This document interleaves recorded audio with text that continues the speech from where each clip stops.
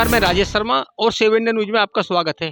आज हम लोग ऐतिहासिक जो नगरी है राजा परीक्षित की, हम लोग परीक्षितगढ़ में हैं और वहाँ है जहाँ गांधारी का तालाब है। क्योंकि गांधारी के तालाब को लेकर बहुत सारी मान्यताएं हैं और अलग-अलग किंवदंती भी हैं। बहुत सारे लोग अलग ये कहते हैं कि यहाँ जहाँ गांधारी तालाब है, गांधारी तालाब का जो सरोवर है, यहाँ माना जाता है कि पहले जो गुरु विश्वामित्र थे, उन्होंने यहाँ की तपस्या की थी। तो ये बहुत तपो भूमि थी। तो जब गांधारी को पता चला तो उन्हें लगा कि यहाँ जो है सरोवर बनाया जाए। तो अभी मैंने आपको सुरंग दिखाई थी, जो सुरंग है ऐतिहासिक।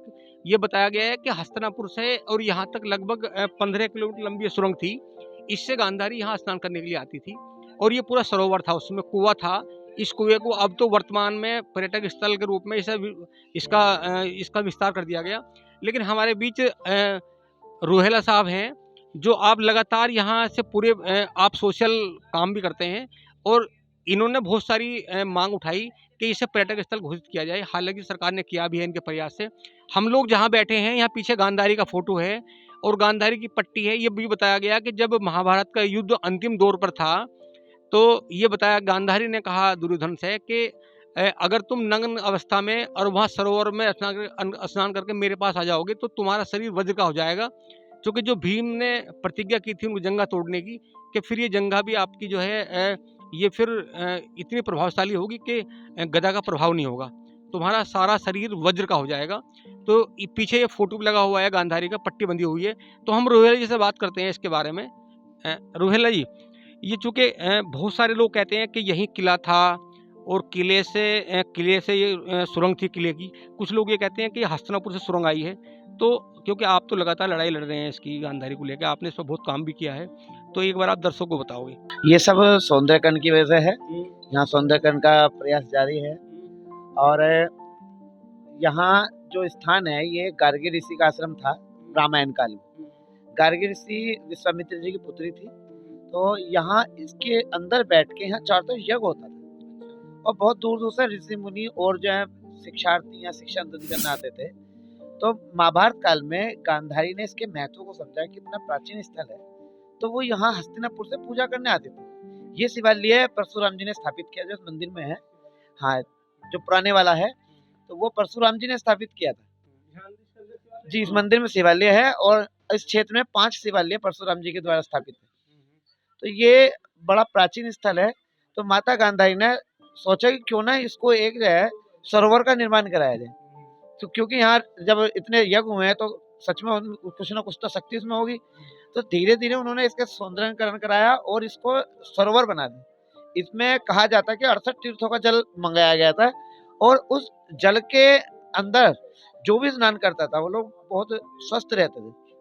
तो गांधारी माता ने इसको बनाया। ये सामने गुफा है, उसी गुफा के माध्यम से वहाँ हस्तिनापुर से यहाँ तक आती थी।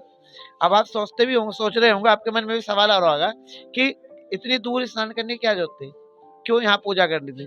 क्योंकि जितनी भी रानियों के स्नान गृह होते वो दूर ही होते थे। द्रौपदी घाट हस्तिनापुर से काफी दूर 5 किलोमीटर है और माता मंदोदरी का जो सरोवर है वो भी मेरठ में कम से कम 4 किलोमीटर की दूरी बैठता है। ये सुरंग है, ये कितनी बड़ी सुरंग होगी? ये हस्तिनापुर तक है और यहाँ का जो सर्किट है ये गोपेश्वर धाम पे खुलता है।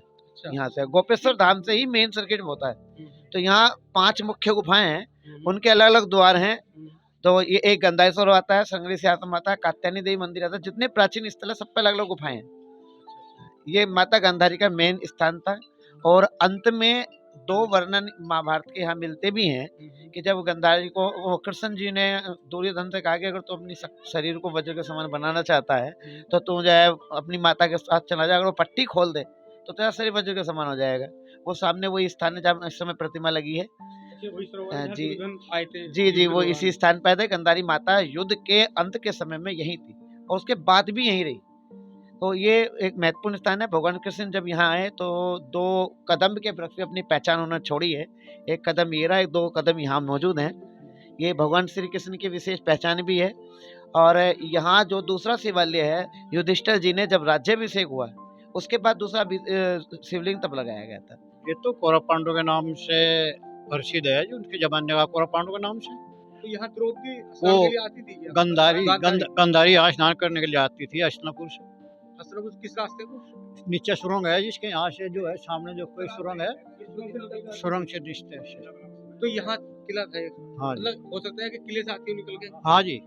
किला किला यहाँ हस्तिनापुर से, अच्छा हस्तिनापुर से हस्तिनापुर से यहाँ आती है कितनी जी। दूरी होगी कल लगभग? यहाँ से 30 किलोमीटर होगी। 30 किलोमीटर आती है सुरंग के रास्ते से। हाँ जी।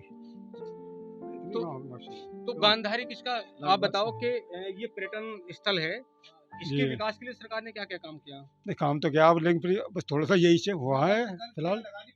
गलत जगह लग गया पैसा जो थोड़ा। कैसे? ये इसमें तालाब था, ये गंधारी का तालाब गंधारी था। तालाब अच्छा।